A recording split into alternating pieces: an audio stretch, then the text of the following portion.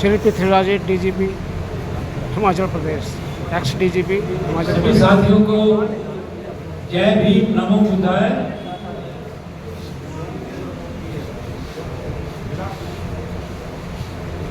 अपनी बात शुरू करने से पहले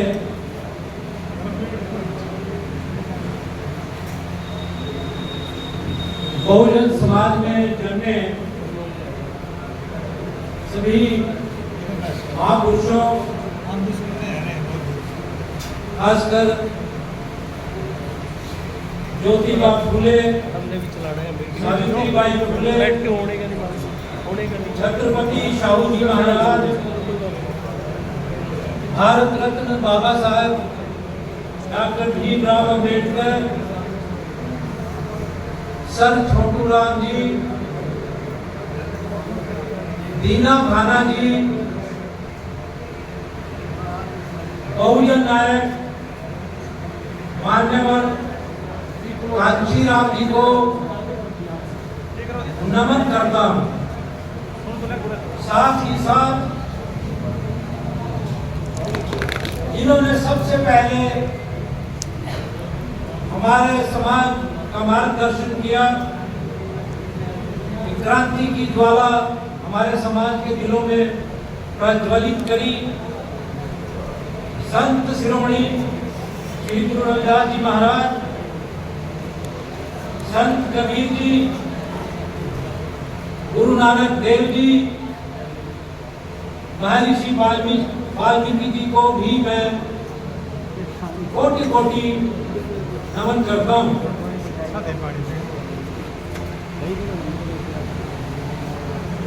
मंच पर विराजमान परम आदरणीय संविधान बचाओ समाज बचाओ आंदोलन के संयोजक आदरणीय श्री अनिल रंगा जी,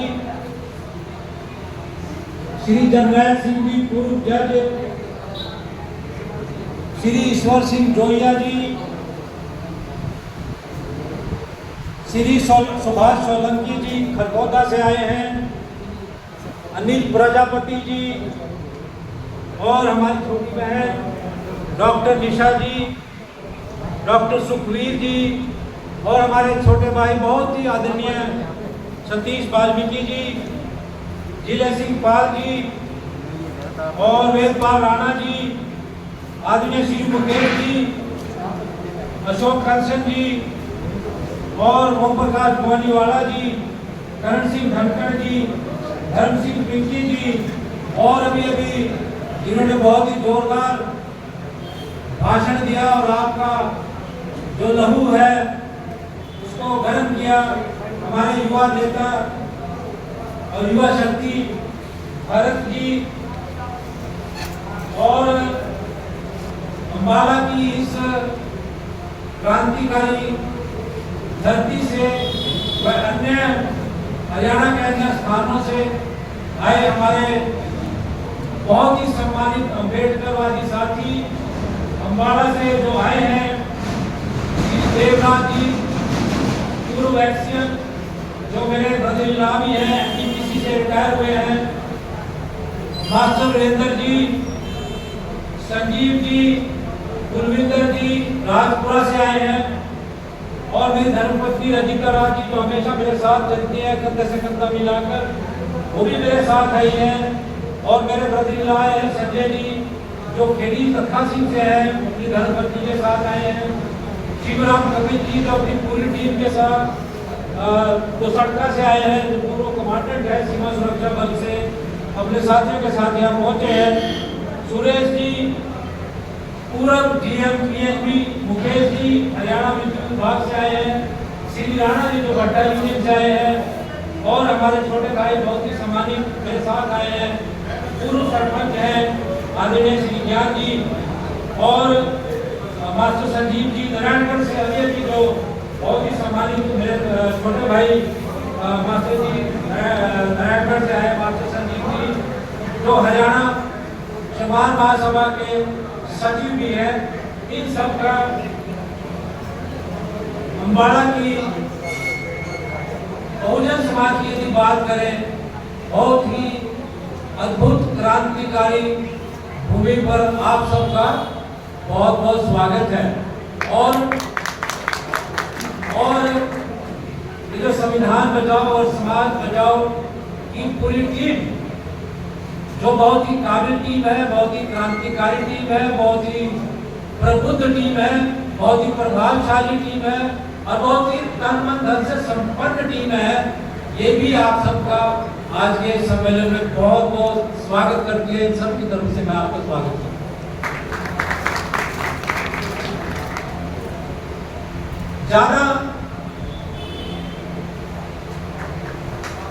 ज्यादा कुछ कहने के लिए है नहीं, क्योंकि आप सब लोग तत्पर हैं। हमारी टीम के जो लीडर हैं, युवा श्री अनिल लंका जी के विचार सुनने के लिए, जिन्होंने इस पूरी मुहिम को एक क्रांतिकारी ढंग दिया, इसको हरियाणा में शुरू करने की हिम्मत जुटाई। हिम्मत जुटाना बहुत मुश्किल है और इन्होंने एक अपने दिल में एक सोच पैदा करके, एक हिम्मत पैदा करके और एक मुहिम चलाने का जो ये कदम उठाया, ये अपने आप में एक बहुत ही सराहनीय कदम है और बहुत ही क्रांतिकारी कदम है। मैं यहाँ ये कहना चाहता हूँ, एडमिट करना चाहता हूँ कि श्री अनिल लंका जी इस संविधान बचाओ समाज बचाओ मुहिम के एकमात्र हमारे लीडर हैं और अब ये आंदोलन श्री अनिल लंका जी की पूरी के इर्द घूमेगा, वही हमारे लीडर इस पूरे आंदोलन को। मैं बड़ा सी इस क्रांतिकारी धरती से ये शपथ लेता हूँ कि जितने भी मेरे साथी हैं और जितना भी मेरे में शक्ति है, वो तन मन धन से मैं इस मुहिम के साथ हूँ और अनिल लंका जी को देखना चाहता हूँ कि वो हमारे समाज का नेतृत्व करें और हमारे समाज के सामाजिक, आर्थिक और राजनीतिक परिवर्तन के लिए क्रांतिकारी कदम। ये इस समाज के स्वर्णिम भविष्य के लिए बहुत जरूरी है। छोटी सी बात कहना चाहता हूँ कि हमारे समाज का नेता वही होता है जो हमारे समाज को स्वर्णिम भविष्य के सपने सपने कौन दिखा सकता है? यदि कोई कहीं से भी उठकर कहने लगे कि हाँ भाई मैं तुम्हारा नेता हूँ, तुम मेरे साथ लगो, मैं तुम्हें ये सपने दिखाऊंगा, मैं तुम्हारे लिए ये करूंगा, इफेक्टिव नहीं हो, कोई उसकी बात मानने के लिए तैयार नहीं। हमारे समाज का नेतृत्व वही कर सकता है जो अपनी कंसेप्चुअल विचारधारा से अपने नए कंसेप्ट लेकर समाज को समझाए कि भाई ये कंसेप्ट यदि आप मान लें, सब लोग इकट्ठा हो गए और इस पर हम चलने लगे तो हमारा सामाजिक, आर्थिक और राजनीतिक उत्थान हो सकता है। क्या सावित्रीबाई फुले या ज्योतिराव फुले ने हमारे समाज को शिक्षा के सपने नहीं दिखाए? क्या उन्होंने सत्य शोधक समाज बनाकर जितने भी दबे कुचले समाज के लोग थे, महिलाएं थी, चाहे किसी भी समाज की थी, चाहे वो ब्राह्मण समाज की विधवाएं थी, क्या उसके लिए उन्होंने सपने नहीं दिखाए? यदि क्या हुआ अगर कोई ब्राह्मण समाज की महिला विधवा बन गई तो क्या उसका पुनर्विवाह नहीं हो सकता? ये सारे सपने दिखाने पड़ते हैं समाज को संगठित करने। बाबा साहब आए, उसके बाद उन्होंने क्या नया प्रोसेस किया? उन्होंने हमारे समाज के बारे में जब एनालिसिस किया, जब उसका अध्ययन किया, उन्होंने पाया कि हमारे समाज के पास ना तो जमीन है, ना हमारे समाज के पास पैसा है, ना हमारे समाज के पास लाठी और गोली की ताकत है। तो फिर हमारे समाज के पास है क्या? ना तो हमारे पास जमीन है, ना पैसा है और ना ही हमारे पास लाठी गोली की ताकत है। तो फिर हमारी ताकत क्या है? आया कि भाई हम इतना बड़ा समाज है, हमारे जितने भी ओप्रेस क्लासेस के लोग हैं, जिसमें कि शूद्र और अति शूद्र जो कि हम हैं, अगर इनकी संख्या मिला दे तो हम 80-85% हो जाते हैं। तो क्यों ना किसी ऐसे कॉन्सेप्ट को पब्लिक डोमेन में लाया जाए जिससे कि पूरी जो प्रशासन व्यवस्था उस समय की थी और जो दूसरे लोग संघर्ष कर रहे थे भारत को आजादी दिलाने के लिए, उनको पता चल सके कि भाई हम हैं कौन, हम क्या चाहते हैं। तो उन्होंने सन 1919 में जब वो केवल 28 वर्ष के थे, साउथ फोरम कमीशन के पास जो उन्होंने मेमोरेंडम दिया था, उसमें उन्होंने ये सोच समझ के रणनीति बनाई थी कि भाई मेरे समाज के पास तो संख्या की ताकत है, जब तक मैं इस संख्या की ताकत को इस्तेमाल करके राजनीतिक सत्ता नहीं हथियार लूंगा, तब तक मेरे समाज का उद्धार नहीं हो सकता। इसलिए उन्होंने सन 1919 में साउथ फोरम कमीशन के पास क्या मांगा आप लोगों के लिए? उन्होंने कोई पानी का इंतजाम नहीं मांगा, उन्होंने कोई लाल यात्री करने का इंतजाम नहीं मांगा, कोई डिग्री भी नहीं मांगी, पैसा भी नहीं मांगा, कोई फंड नहीं मांगा। उन्होंने मांगा आप लोगों के लिए यूनिवर्सल आइडेंटिफाइड फ्रेंचाइज वोट का अधिकार मांगा। उनको पता था कि अगर मेरे समाज को वोट का अधिकार मिल गया तो कभी ना कभी हमारे समाज के हाथ में सत्ता आ सकती है। हम जैसा चाहें, जिस प्रकार चाहें, सामाजिक, आर्थिक और राजनीतिक परिवर्तन इस देश में कर सकते हैं और अपने लिए, अपने बच्चों के लिए स्वर्णिम भविष्य का निर्माण कर सकते हैं। ऐसा उन्होंने जब उन्होंने इस प्रकार का कॉन्सेप्ट पब्लिक डोमेन में रखा तो पब्लिक उनके साथ लगती है ऑटोमेटिकली, क्योंकि नया कॉन्सेप्ट उन्होंने दिया था, एक नई सोच उन्होंने हमारे समाज को दी थी। तो बिना बुलाए मुझे हमारे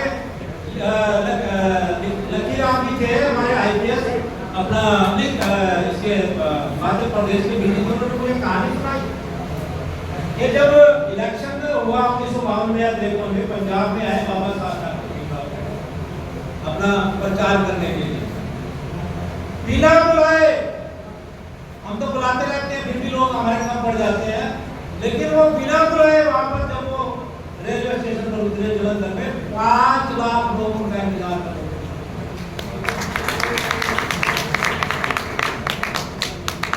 5 लाख लोग बिना बुलाए बाबा साहब का इंतजार कर रहे थे। ये होती है समाज के लिए नए नए कॉन्सेप्ट पैदा करने के लिए, अपनी शक्ति संयोजित करके उसमें समय लगाने की और समय लगाने की जो एक परिणाम जो निकलता है, ये है उसकी शक्ति। लेकिन ये जो कॉन्सेप्चुअल डेवलपमेंट है, ये कोई स्थिर नहीं है, ये डायनामिक है, ये बदलती रहती है। नई नई समस्या हमारे समाज के सामने आएगी और आती रही है। उन सारी समस्याओं के समाधान के लिए जब तक हम बुद्धिजीवी लोग नए नए कॉन्सेप्ट डेवलप नहीं करेंगे, नए नए हल निकालने की कोशिश नहीं करेंगे, तो हम उसी ढर्रे पर चलते रहेंगे और उसी ढर्रे पर चलते चलते हम भी यहाँ से विलुप्त हो जाएंगे, हमें कोई नहीं पूछेगा। इसलिए नए नए कॉन्सेप्ट डेवलप करने की जरूरत है। नए नए कॉन्सेप्ट ये बोला कि कैसे मैं अपने समाज को संगठित करूँ, तो दबाव को चलाया, अनपढ़ है, तो कुछ पता ही नहीं, इनको कैसे मैं इनके अंदर टीकाकरण करूँ।